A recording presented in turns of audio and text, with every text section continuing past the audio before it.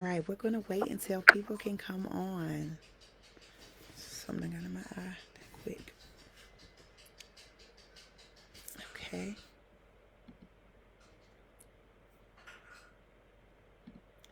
All right. Say cheese. One more time. One, two, three. Good job.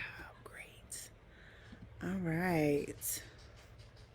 And we are live. Take it away, ladies. Good evening, everyone. We are the ladies of I Expect Progress, and tonight we are going to be featuring Meet the Speech Pathologist. Tonight we have the lovely Mrs. Kalonda Henry, who is the founder of Broad Horizon Speech Therapy LLC. And tonight she will be going over just some speech pathology one-on-one tips. Any questions that you have for her, please feel free to post them in the comments, like, and share our page. Take it away, Kalonda. Hi, everyone. Thank you so much for having me on this live platform tonight. I'm honored to be here and to speak with you ladies this evening. Again, I love the overall message behind what you all are promoting. The acronym is so strong and powerful, and I really feel like we are in a time where parents really need that strong background behind IEPs and what they stand for. So hats off to you ladies for making such a powerful movement. As Lorena mentioned, I am a speech language pathologist. Most of my expertise has been spent in the public school systems in addition to charter schools and private schools. And I also own my own private practice where I service students through early intervention and also on up to 12th grade. So it really is just phenomenal to be able to participate and talk to you all tonight from a speech language pathologist perspective and the role that we play in the IEP process and answer any questions that you guys have and really empower parents to really become an avid member of their child's progress and overall success in the process. Thank you. So, ladies, do any one of you want to talk first about how you guys work closely with SOP in a school setting?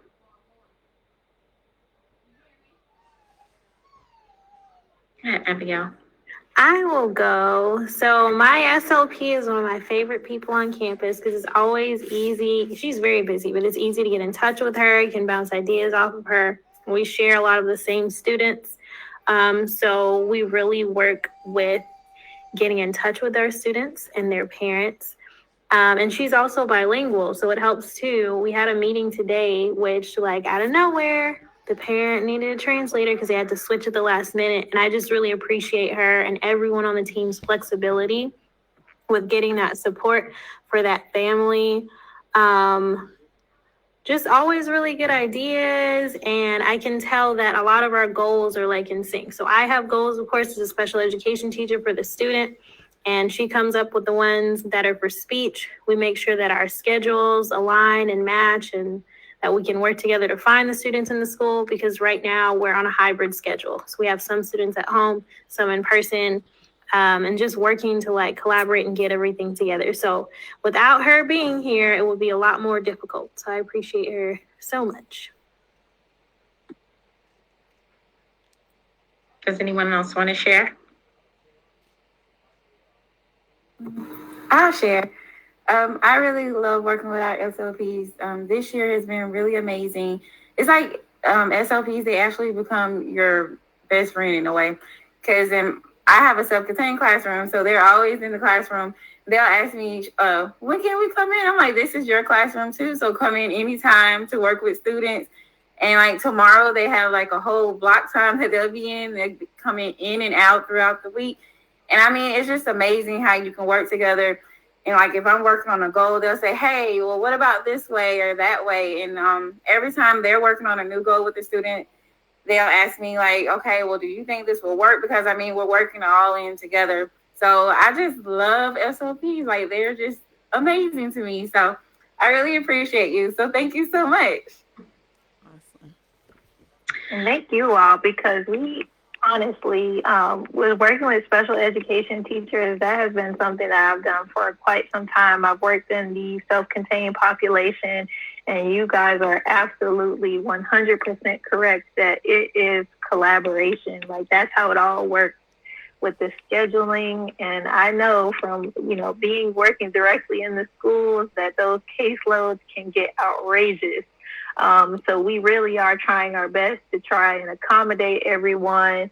And thank you for always opening the doors to your classroom, because that is so tremendous to us, and being able to kind of, rearrange your schedule and letting us come in when you have certain lessons to really engage the children, letting us know ahead of time what you're going to be working on so we can create visuals for your students and assist in those manners. So all of that is truly just incredible.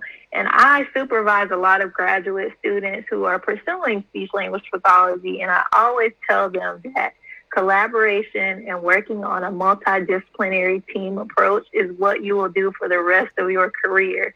No matter what setting you're in, that is really what makes our job powerful. And it really only works if we work on a team with everyone, especially for children who have IEPs, because a lot of our goals, they do go hand in hand. And communication happens all day. So not just when the SLP is in your room, but it's happening all day. So just being able to listen and take feedback, and, sometimes you guys have a great way of getting students to do something that we can't always get them to do, and really tagging in on those goals when we're not able to see there, and seeing each other in the hallway and saying, to brag on the student about what they did, whether they used their AAC device today or they communicated without being prompted. Like, it's always amazing. So just truly hats off to what you guys do.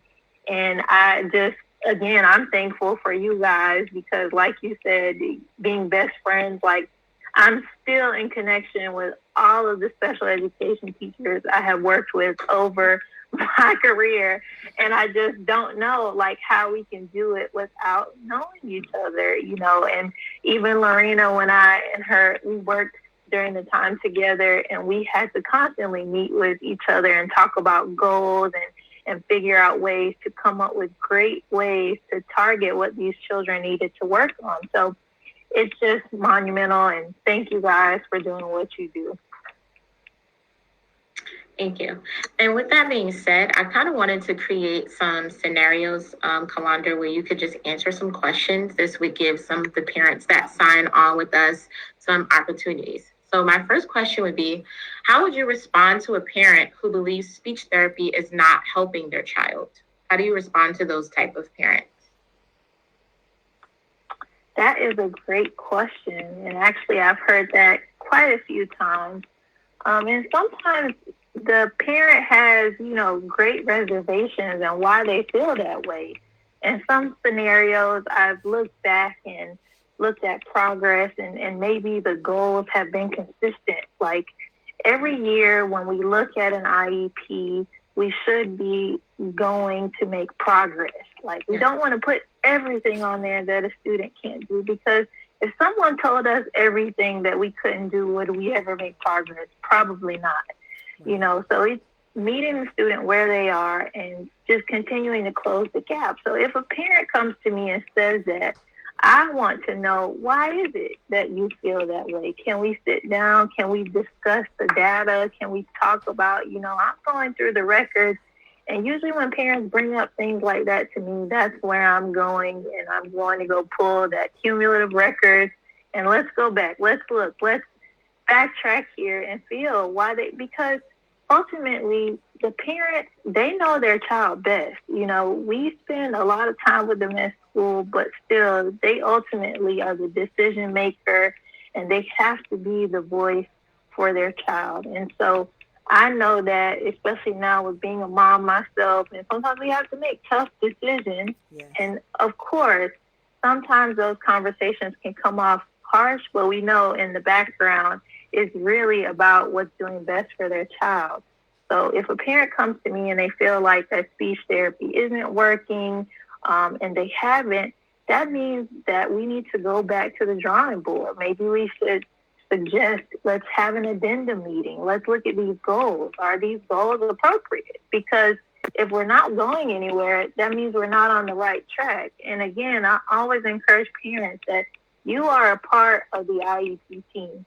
You are not just a person who is in there to obtain all this information as we read and throw out all these words and different lingo to you. You're a part of the team. So when you come to an IEP meeting, you should be prepared with things that you want to work on, goals that you want to see. And of course, they need to align with academic progress, but you should be an avid member and a part of the team. That was a wonderful answer. Thank you, Kalanda. My second question would be, what strategies would you use when working with a child that has a stutter? Because I know a lot of the times when you're working with those children in those development ages, a lot of the children tend to have, some type of disfluency or some type of stutter that they may have. How do you address those needs? Okay, so usually the first prerequisite for working with a student who has a stutter is that emotional connection. And I think oftentimes that gets missed. I always try to connect with my students to find out how they feel about their stutter. And sometimes no one has ever asked them that question, believe it or not. An SLP has never asked them, how does this make you feel? Like, let's talk about it. And so in order for them to be able to be helped in their classroom, we need to know feelings, their attachments. Maybe, they just hate speaking when they have to go up alone and give a presentation. So being able to know that information and share it with the teacher and have little collaborative meetings to discuss. I've had teachers where we have created visuals. So they've utilized visuals in the classroom, and they've even utilized hand gestures. So we talk with the teacher and we say, okay, when she raises her hand, that means that you need to slow your pace down. So just subtle things, because we're not here to embarrass the students or make them withdraw. We want them to be participating.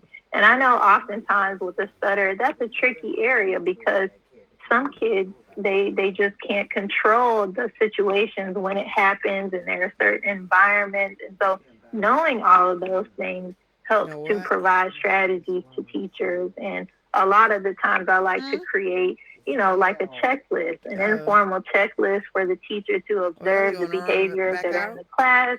When do you notice it the most? Is it during certain times? And then we assess that and ask the student, well, how does this make you feel? Or how can we change this? And again, this is granted the student's age and their ability to be able to express those things. But definitely, even with younger children, we can come up with a common ground between the teacher and the professional of what types of signals they can use in the classroom to help the student. Okay, that was awesome. And my last question is, how do you handle a group therapy setting in which the children have diverse needs? I know a lot of the times that parents tend to have reservations about their child receiving speech therapy is because they want to know, okay, how are you working with my child? Is my child going to be receiving one-to-one service, or are you going to pull them in a small group? Will you be pushing in? How do you address those diverse needs when you're working in that small group setting? All right, excellent question, because especially I talked about it earlier that those caseloads can get very intense. So especially in the public school system, we don't always guarantee one-on-one therapy because it's quite impossible to guarantee that. And that's one of the major things, like I said, of being able to see both sides. I can always explain to parents from a private practice perspective versus school. And private practice therapy and school therapy do not mirror each other. They have differences. And one of the differences being that private therapy is always one-on-one. The goals are based upon what you feel like your child needs to be working on versus in the school, it's all academic relevant. So they have to meet certain criteria to be staffed into the program. All of those things. So being able to look at that and assess that information, that's what's important. And working in a group setting with parents, I always encourage them that, number one, we're always I always say SLPs, we play the game of Tetris every school year, because when we get that caseload, we really are grouping students, based upon the things that they're working on. And that's how we set up and drive therapy. Because if we know that this student is working on vocabulary and another student is working on vocabulary, we're going to group them together. But you will have children who have different goals, and you might have a student in the group who is working specifically on articulation. So they're just working on being able to pronounce the words and say the words, and other members in the group are working on comprehension. But the fun part about being an SLP is that we can take any type of lesson and turn it fit for everyone. So even though I've had groups of where we're focusing on reading comprehension for some of the students, then I ask my student who is articulation to go through and highlight words that start with their sound. So they're still getting something from the lesson, and it's all geared. And the good thing is articulation, even though they're working on just saying a speech sound, the more language they get, the better. It's still a great opportunity for them to be able to collaborate with their peers, to be able to absorb more information. So it's a great learning opportunity. And again, we try our best to group students accordingly to make sure all of their goals are being addressed, and tracking data to make sure that it aligns with what their goals are on their IEP. That was awesome. Well, do we have anyone that is watching? If you have any questions right now, you could feel free to drop them in the comment section. And this may be an opportunity where you can ask those speech pathologists or any of us. Does anyone have any questions? I saw someone writing a comment or two. Yes, if you don't mind, can you read that comment? Yes.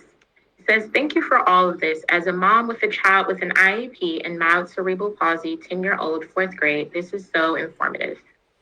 Awesome. So that's wonderful. Awesome. Thank you. And hats off to you, Mom, because parents, you make it all possible. So it's definitely honored to be able to speak here and talk with you all tonight. So any questions that you have, feel free. I'm open.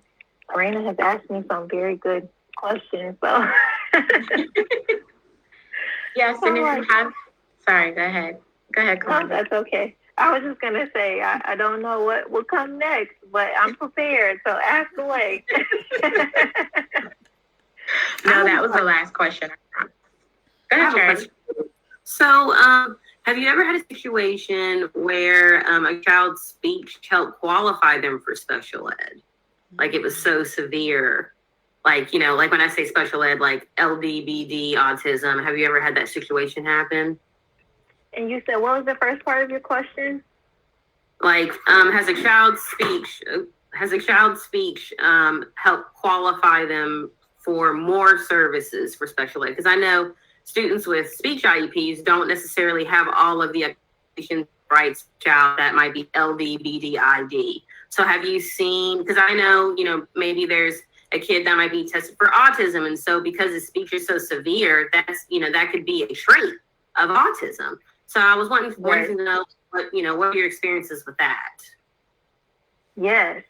And certainly one key indicator is earlier on for children who have what we call phonological disorders. And so you will notice with them, they have tons of sound errors. And this also impacts their phonological awareness. And so as educators, we all know that phonological awareness is the building block to reading. So a lot of children who have phonological disorders, and especially if they're very severe, most of the phonological processes remediate themselves by age 4.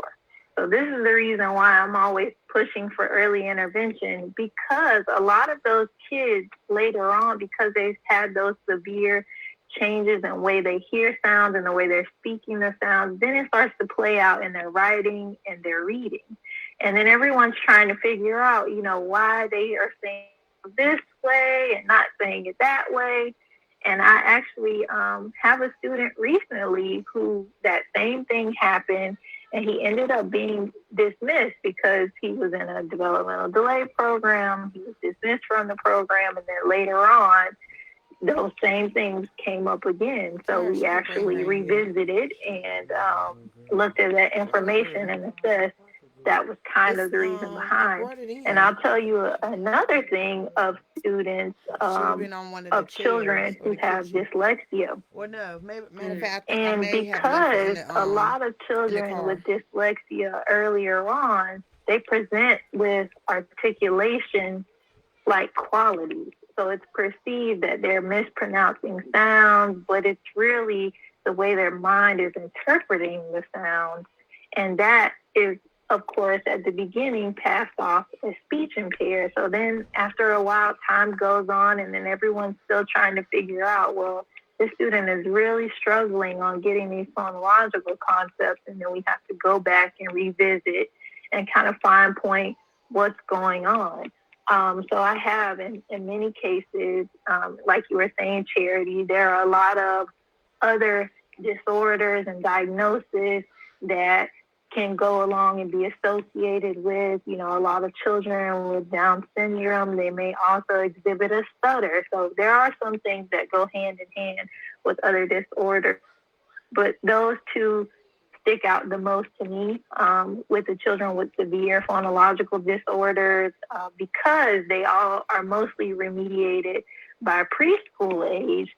When kids roll into kindergarten and first grade and they still have a lot of those processes going on, we see that it will start to take an effect on their reading. And then we have to go back and revisit and kind of assess more information. So yes, I have seen that quite a few times of children. And this just happened this year that I had 2 cases like that. So it's interesting that you bring that up because 2 students, that's exactly what happened, that they were speech only. And sometimes that whole notion gets into the mind of, they're speech only, and thinking, oh, they're just not saying it right. But then sometimes we just have to dig deeper to figure out, is it just that? And so I just started to pay attention in therapy because things just weren't lining up when I was going over reading samples and looking at writing. And there were so many things that were just not lining up. So I'm glad that we made the assessment. I brought the information back to the team, and we all sat down and put the student up for reevaluation. So that has been helpful, but definitely, yes, students who are speech only can definitely qualify for other services at a later time, depending upon how long. We don't traditionally see students who start speech therapy for just a speech sound disorder and they're in therapy until they're like in 10th, 11th grade, working on speech sound. So we usually have to dig a little deeper and see if there's anything else that's underlying to the issue. I have one more question, and I'll promise I'm friendly. Okay. That's okay. I want to ask you this because I have the younger kids this year. So how can we teach or support parents when we know that the kids say words that are purposely wrong and they don't know? I'll give you an example. So I have some students that'll say brudder instead of brother, or instead of tree, they say free, or instead of saying, well, this is kind of hood, but instead of saying they say duh. So how can we help parents, identify these simple words, that they can maybe target at home or work with their kid at home on? So do you have any suggestions on that? Well, you bring up a great point. And oftentimes, the interesting thing about speech language pathology is that there are many different dialects.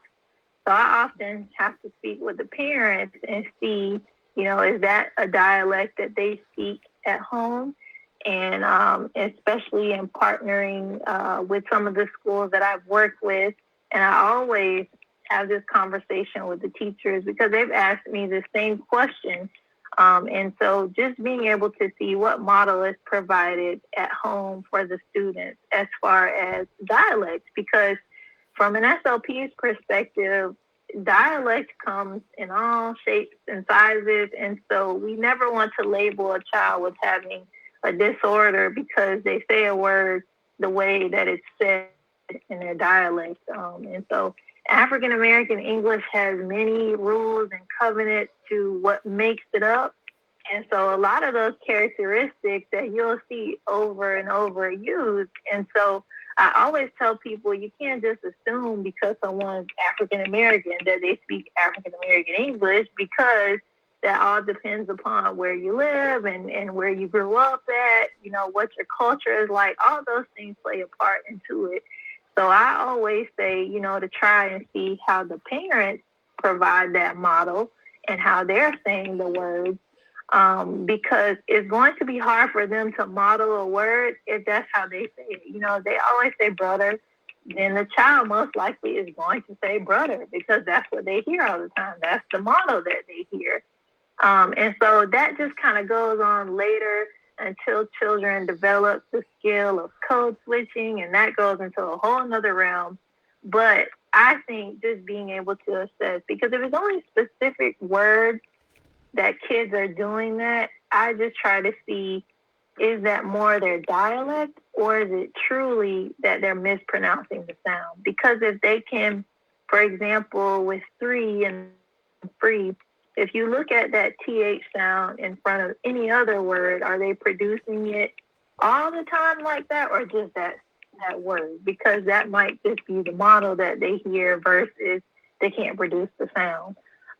So definitely I always try to have that conversation with the parents to see what dialect they're comfortable with speaking at home, because ultimately that's the model that the child is going to have at home until they just innately develop that skill of code switching and they're like, oh, let me try to say it this way. Did anyone have any more questions that they wanted to ask Kalonda? Go ahead, Abigail. I do. So you spoke about your relationships and things with the special education teacher. I'm curious to know how it was with the gen ed teachers, or if there was like 1 or 2 things that you'd like for gen ed teachers to know across the board about services with speech. Yes, excellent question. I do know with special education teachers, because you have that special education background, it is often different, you know, with working with gen ed teachers, just because of knowing what certain things to look for, and kind of acquiring certain things and being able to work on certain skills. And because a lot of it that is happening in the self-contained classrooms, there's a lot of, you know, communication, social skills that are going on, and just things that happen in your classroom on a day-to-day basis, versus a gen ed teacher sometimes doesn't always have that perspective. And I've had many cases where it just is a conversation, you know, of, yes, this student is language impaired, but this is the reason why you should continue to use these strategies in your classroom. Because I feel like from a self-contained teacher's perspective or a special education teacher, we get really comfortable in being able to meet students where they are. And sometimes with gen ed and the demands of, it's got to keep moving, you know, those kids get lost. And then sometimes it's not intentionally, it's just certain things. Like I've had situations like as far as the accommodations. And so if the student has accommodation, then it's just kind of perceived that, oh, the special education teacher is providing those services. No. They go on all the time, even when the special education teacher is not in there. And the same thing with speech. You know, once I share the goals with you and the strategies with you, you can say, hey, are you using this sound that Miss Henry told you? Because that lets them become aware. So I think there's definitely always conversations to be had with gen ed teachers. And I've had, you know, some gen ed teachers who are phenomenal, and they're just always looking for more information, you know, and they constantly like want to sit in their brain And then you have some teachers who that's just not an area that they're familiar with.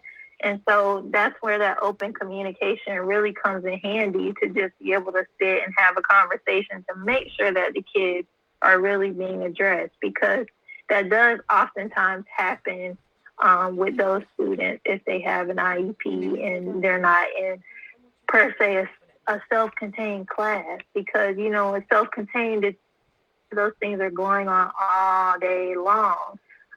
So it's just kind of built into the schedule versus having to program that into a gen ed classroom. I have one more question. I promise I'm done. I promise. I love it. You guys are asking me great questions. So I'm like, whoo, they came. Like, hold on. All right. Okay, I'm ready. So what's the difference between a speech IEP and like a regular special ed IEP? Okay, great question. So I know that you guys, some of you are in different states. So I can speak on the state of Florida. As far as special education is concerned, speech and language are two different programs in the state. Some programs, or some states rather, look at speech and language as all one component, but Florida separates it.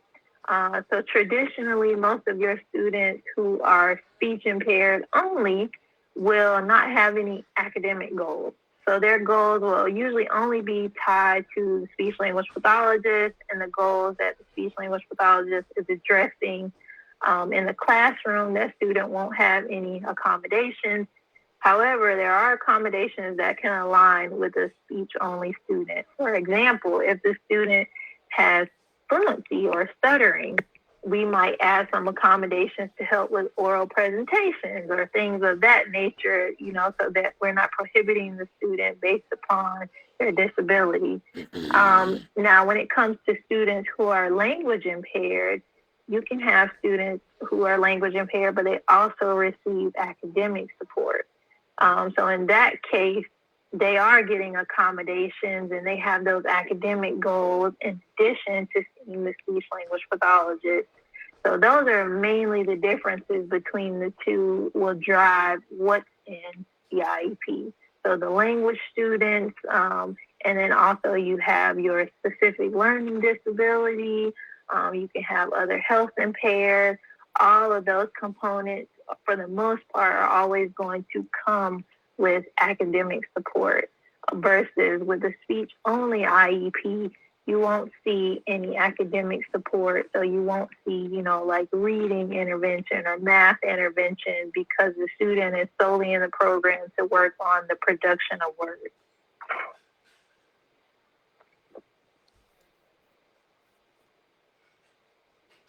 Muted. That was a wonderful response. Sorry, if no one has any questions for Kalonda. Anyone have any questions that they wanted to ask? And those of you that are watching with us, you can also ask a question. If you have a question, you can put it in the comment box. I do not. If not, that concludes. Okay, go ahead. I don't have a question, but I do know that that you just started your own business. Can you please just give us a little bit more information on the services that you provide? Um, you know, how are you working right now with the pandemic and everything that's going on, and how everyone can reach out to you if they have any questions, comments, or concerns? Yes, thank you. So I do own a private practice located in Jacksonville, Florida. So I have a clinic in which I see students and children, young children. So I also work to provide early intervention services through the state of Florida. So that involves working, you know, on a multidisciplinary team. And that model is a little different because early intervention is all about coaching parents. From that birth to 3-year-old stage. And then they start to enter the stage of, you know, the school services and the IEP. And then that starts to look differently because I'm now, instead of coaching the parent, I'm working directly with the student or the child to meet the goals. And that's the major difference. So my business, we partner I get referrals from pediatricians for children who have possible speech and language delays. Parents are concerned that their child isn't speaking, doesn't have enough words. And that is actually very great because a pediatrician is usually the person who the parent spends a lot of time with in those early years. So the earlier that we can provide intervention before students enter into kindergarten, the better off we have a success rate of closing any gaps that might be present. So I to all you parents out here, I can't encourage and stress enough the importance of early intervention. So there's never anything wrong with getting a consultation or a screening or an evaluation. And by all means, if you visit my website, broadhorizonspeech.com, you can schedule a free 15-minute consultation with me. So if you have questions about your child's speech and language, you can schedule a consultation with me, and I will help direct you, if I cannot assist you, to where you need to go to get the steps and, take next steps that you need, because that's how passionate I am about children receiving the services that they need. Because we see so many cases, and I see many cases come across my own office, and I wonder where we would be if someone had said something sooner, or if the parent had the resources earlier, where we would be in certain situations. So that's a large part of my business. We also partner with charter schools and school districts to provide speech and language services. We also provide IEP consultations and advocacy. So if there are certain services of parents and they're concerned with speech and language IEP goals, and we are licensed to cover any area in Florida. So Nola, as you have mentioned, with teletherapy, we are able to provide therapy services anywhere in the state of Florida without you ever leaving your home. We provide those teletherapy services in the state of Florida. So feel free. And if you are on social media, you can find us on Instagram, and also go over to our Facebook page.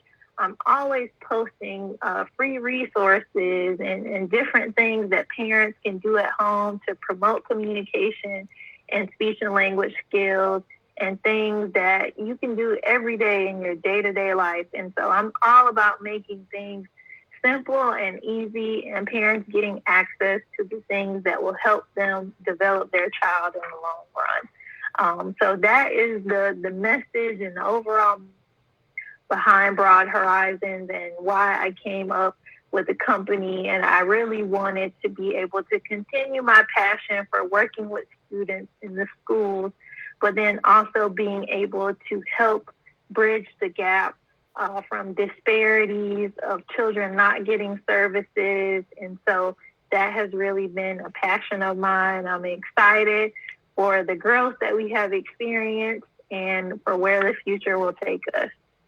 Awesome. Thank you so much, Kalanda. It was wonderful you sharing that information with us. And so, everyone, this concludes our live tonight. We hope that it was insightful for each of you, and we hope that you join us again next Monday at 7:30. Bye. Bye, everybody.